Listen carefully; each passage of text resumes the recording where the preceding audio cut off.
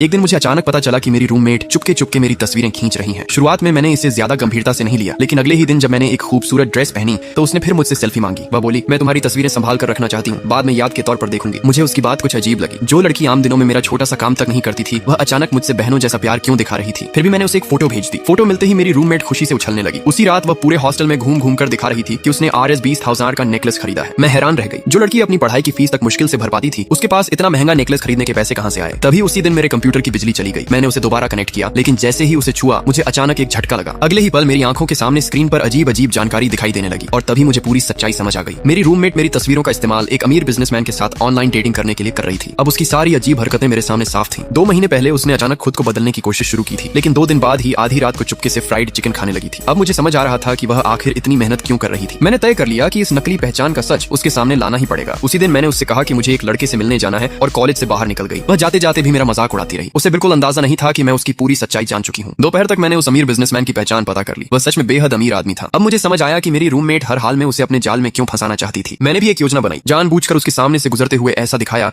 जैसे गलती से उससे टकरा गई हूँ। जैसे ही हम दोनों टकराए, उस आदमी ने मुझे देखते ही पहचान लिया। उसे लगा कि मैं ही उसकी ऑनलाइन गर्लफ्रेंड हूँ, लेकिन मैंने तुरंत उसे दूर कर दिया। वह सोचने लगा कि शायद मैंने सिर्फ उसकी तस्वीरें देखी थी और उसे पहचान नहीं पाई। उसने तुरंत मुझे घर छोड़ने की पेशकश की। मैंने कहा, नहीं चाहिए सर, मैं अभी पार्ट टाइम काम करके निकली हूँ, मुझे वापस यूनिवर्सिटी जाना है। अगर देर हुई तो आखिरी बस छूट जाएगी। जैसे ही मैंने यूनिवर्सिटी का नाम लिया, उसका शक और बढ़ गया। उसे पूरा यकीन हो गया कि मैं ही उसकी ऑनलाइन गर्लफ्रेंड हूँ, लेकिन उसे क्या पता था कि यह सब मेरी बनाई हुई योजना थी। उस रात जैसे ही मैं हॉस्टल पहुंची, मेरी रूममेट बेसब्री से मेरा इंतजार कर रही थी। वह आते ही अपनी नई कामयाबी का दिखावा करने लगी। मेरे बॉयफ्रेंड ने अभी मुझे RS 10,000 दिए हैं। फिर वह मुझसे ऐसे पूछने लगी जैसे पैसों की बहुत बड़ी सलाहकार हो। लेकिन जैसे ही उसे पता चला कि मैं उस आदमी से खाली हाथ वापस आई हूँ, वह मेरा मजाक उड़ाने लगी। मेरा बॉयफ्रेंड कितना अच्छा है, पैसे देने के मामले में तो बिल्कुल कंजूसी नहीं करता। मेरी दोस्त ने मुझे देखकर सांत्वना दी, लेकिन मैं मन ही मन मुस्कुरा रही थी, क्योंकि मुझे पता था कि मेरी रूममेट बहुत जल्द हंसना भूलने वाली है। अगले दिन दोपहर में वही अमीर बिजनेसमैन यूनिवर्सिटी के गेट पर मेरा इंतजार कर रहा था। उसने कहा, मैं वैसे ही उस तरफ जा रहा था, चाहो तो तुम्हें पार्ट टाइम काम वाली जगह तक छोड़ देता हूँ। रास्ते में उसने अचानक पूछा, तुम्हें आखिर पार्ट टाइम काम करने की जरूरत क्यों पड़ती है। मैंने शांत होकर कहा, घर से मिलने वाला खर्च ज्यादा नहीं है, अपने पास थोड़े अतिरिक्त पैसे रखने के लिए पार्ट टाइम काम करती हूँ। यह सुनकर वह पूरी तरह उलझ गया। उसके दिमाग में बस एक ही सवाल घूम रहा था, लेकिन कल ही तो मैंने तुम्हें इतने पैसे भेजे थे। अब उसे धीरे धीरे समझ आने लगा कि कहीं ना कहीं बहुत बड़ी गड़बड़ है। आखिर वह मुझे पार्ट टाइम काम वाली दुकान तक छोड़ गया, लेकिन जाते जाते उसकी नजर मेरी तरफ बार बार जा रही थी, क्योंकि मैंने ना तो वह महंगा नेकलेस पहना था, ना ही मुझे उस नेकलेस के बारे में कुछ पता था। अब उसके मन में शक पूरी तरह बैठ चुका था। उसे समझ आ गया था कि जिस लड़की से वह इतने दिनों से ऑनलाइन बात कर रहा था, उसकी पहचान शायद असली थी ही नहीं, और अब वह इस पूरे राज की सच्चाई पता करने वाला था।